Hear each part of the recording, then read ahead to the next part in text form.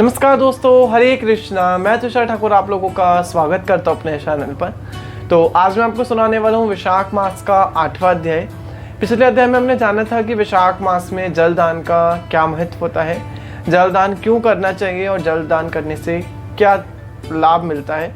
ये सब जानकारी जो है मैंने आपको पिछले अध्याय में दे ही दी है, तो अगर आपने नहीं देखा है तो प्लीज़ जाकर वॉच करिएगा। तो आज मैं सुनाऊंगा आपको 8वां अध्याय। तो चलिए देख लेते हैं कि 8वां अध्याय किस प्रकार। वैशाख मास 8वां अध्याय। अन्य दान न करने का इतिहास मैं तुमसे कहता हूँ। रेवा नदी के किनारे मेरे पिता पिशाच हो गए थे। वह भूख और प्यास से शीतल होकर अपने ही मांस खाते थे। छाया वाले पेड़ के ना मिलने से उनकी दशा बहुत बुरी हो रही थी। पहले जन्मों के संचित बुरे कर्मों से उनकी कंठनाली का छिद्र बहुत ही सूक्ष्म हो गया था, जिससे उनको बड़ी पीड़ा होती थी। कुएं, बावली और तालाब को जल उन्हें विषय समान लगता था। मैं गंगा यात्रा को जा रहा था, उस समय रेवा नदी के किनारे पहुंचा तो मैंने ये अद्भुत दृश्य देखा कि एक हालमली के पेड़ के नीचे बैठा हुआ एक पिशाच अपना ही मांस खुद भक्षण कर रहा है और प्यास के मारे बुरी तरह से चिल्ला रहा है और धड़ांग रहा है। वह मुझको देखते ही मारने को दौड़ा, परंतु मेरे तेज के सामने वह हताश हो गया। मुझको उस पर दया आई। मैंने उनसे कहा कि आपने सब वृतांत कहो, मैं तुमको शीघ्र ही उसका कोई उपाय या उस दुख को मिटाने के लिए अवश्य बताऊंगा। वह कहने लगा कि अनार्त देश में भूपखात नाम का एक नगर था।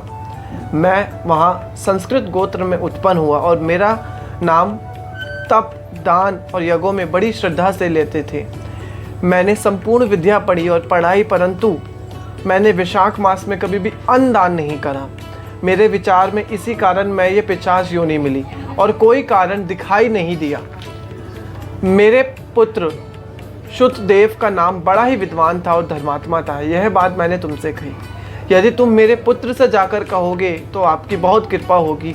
मेरे पुत्र से जाकर कहो कि उसका पिता की यह दुर्गति है, कृपया उसको सदगति प्राप्त करें। मैं अपने पिता की यह बात सुनकर दुख के कारण रोता हुआ उनके पैरों में पड़ गया और कहने लगा कि हे पिताजी, मैं तुम्हारा पुत्र हूँ, देव योग से यहाँ आ गया हूँ। अब आप मुझको आज्ञा दीजिए, मैं वही कार्य करूँगा जिससे आपका ये दुख खत्म हो जाए।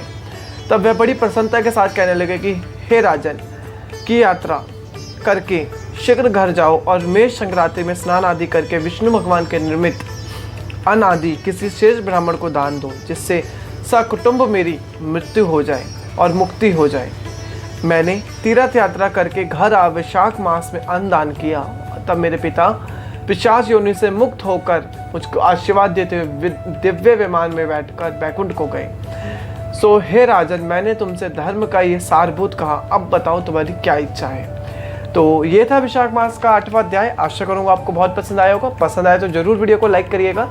चैनल पे नए हो चैनल को सब्सक्राइब करना। हर बार की तरह अपने अच्छे सुझाव मेरे को देते रहिएगा। आज के लिए इतना ही, फिर मिलेंगे अगली वीडियो में। जब तक के लिए बोलते रहिए हरे कृष्ण।